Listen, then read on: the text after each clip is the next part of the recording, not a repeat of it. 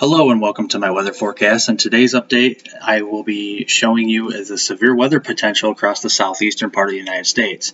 The Storm Prediction Center has a slight risk of severe weather across central North Carolina, central South Carolina, and across much of south central Georgia, northern Florida, and down into southern Alabama and southern Mississippi, getting down towards New Orleans, Louisiana, and an enhanced risk of severe thunderstorm potential for southern and southwestern Georgia into the northwestern portion of the panhandle of Florida.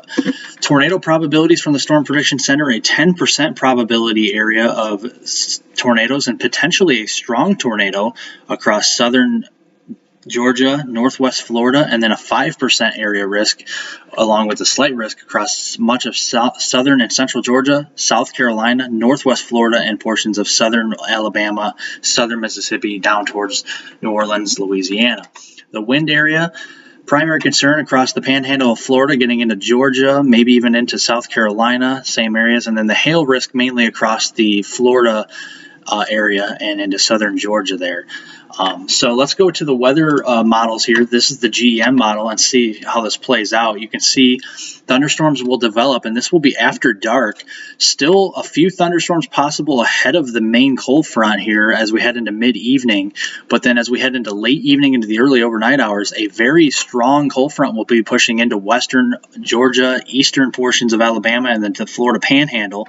And along and ahead of this cold front, a line of some very strong thunderstorms are definitely likely, and this will only take us here to about 3-4 in the morning. A very powerful line of thunderstorms is possible from portions of the Carolinas down through eastern Georgia, the panhandle of Florida. I think the strongest thunderstorms will be in the panhandle of Florida into southern Georgia, where we could have wind gusts in excess of 70 miles per hour with some storms, some half-dollar size hail or golf ball size hail with some of these storms potentially, and even here a tornado or two. And one of these tornadoes could be strong, especially if we can get a discrete supercell ahead of the storm or kind of a kink in that line that can produce enough rotation to produce a severe thunderstorm capable of producing a strong tornado potentially.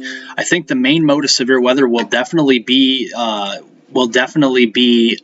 damaging winds, but the tornado threat is rather heightened today. And I will show you that here as we have temperatures. This is the high resolution model. Temperatures will be warming up even as we head into the overnight hours, just due to the fact that there's so much moisture in the atmosphere, and we'll have temperatures still hovering around the mid-60s across southern Georgia, southeastern Alabama, and much of the Florida panhandle in the 60s to near 70 as we head into 10 o'clock this evening. And temperatures will kind of warm up even into central Georgia as a warmer air pushes northward. Temperatures in the low to mid 60s across that area, getting down close to 70 in the Florida panhandle. And then as we go down here to the dew point temperatures overnight, you can see the dew points will also be kind of rising and pooling ahead of that cold front. Dew points boundary layer moisture will be pooling ahead of the front. Dew points up in the low to mid 60s, so a lot of juice for these storms, and that will create some instability as well. You can see here enough instability for these thunderstorms to work with as we head into tonight, especially across the Florida panhandle, about probably 800 to 1,200 joules per kilogram. So enough moisture, enough instability, and even here the jet dynamics. With this, there'll be enough wind shear in the atmosphere with the winds coming out of the southwest, the cold front coming from the west, so enough convergence along that line of the front to produce some severe thunderstorms as this pushes from west to east as we head into the overnight hours. So this will be an overnight threat, so the tornadic activity will need to be watched in this location here across northwestern Florida, south central Georgia, and can't discount some tornadic potential here across the Carolinas and even southeastern Alabama down towards Louisiana. I think the main tornadic threat will be across northern and portions of central Florida perhaps, and even into southern portions here of Georgia.